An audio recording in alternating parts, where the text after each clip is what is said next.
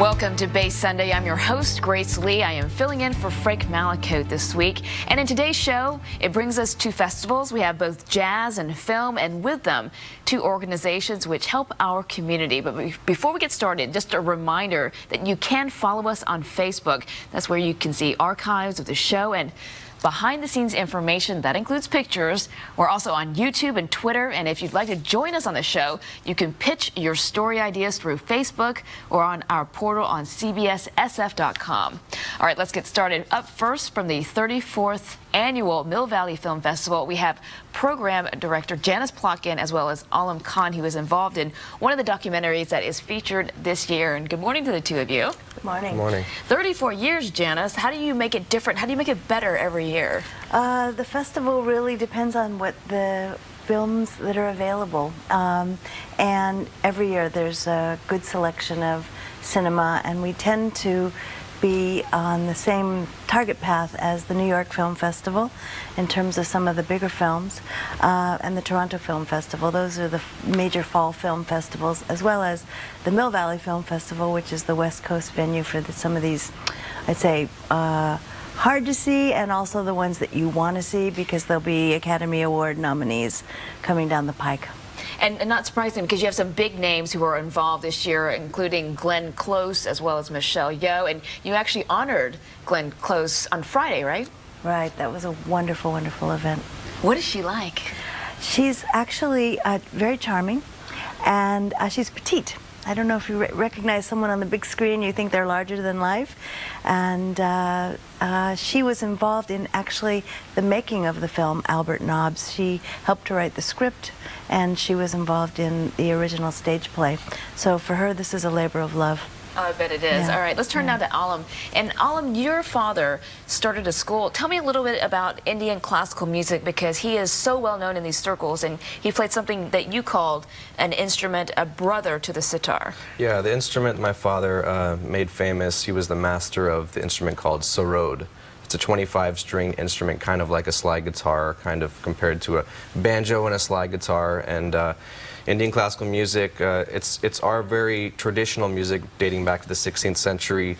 It became popular when my father and Ravi Shankar came to America, in Europe in the 1950s. And Ravi Shankar hooked up with the Beatles and made sitar very kind of a pop culture instrument. And my father chose to concertize, but also start a school in Marin County, where it's been for 40 years, the Ali Akbar College of Music. And thousands and thousands of students have come through our school, and my father made the first LP of Indian classical music, and he did that his whole life. And we know he was involved with a lot of big-name stars, including Carlos Santana, as well as some members of the Grateful Dead, right? And you see this in the documentary that you're in. It's called Play Like a Lion.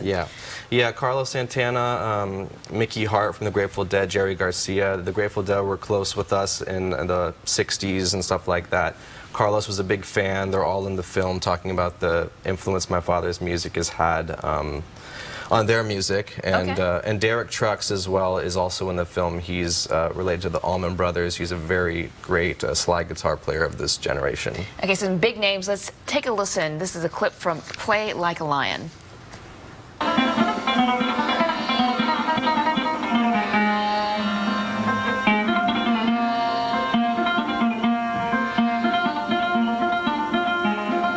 It was his look, it was his way he played, the way he approached his music. It would drive me insane in a beautiful, spiritual way. Just crying on that instrument. Crying, but in a happy cry. Yes. Yes. It wasn't sobbing. Now, pretty amazing to see the influence of your dad really coming up on big screen, right?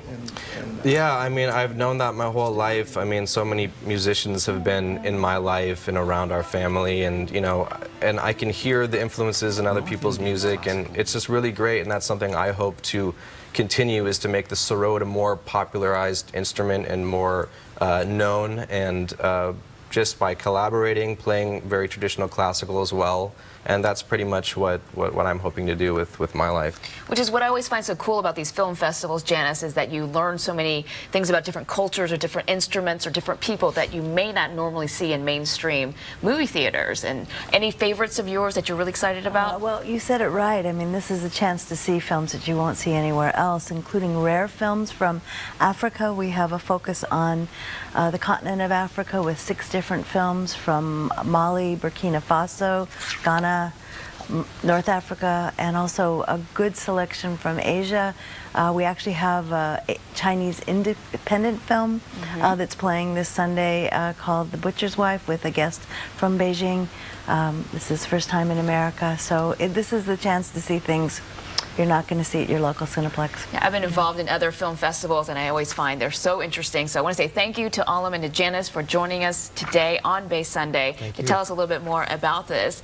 And just for you guys at home, the Mill Valley Film Festival runs through October 16th. So if you want tickets, if you want more information, just go to their website. It is mvff.com.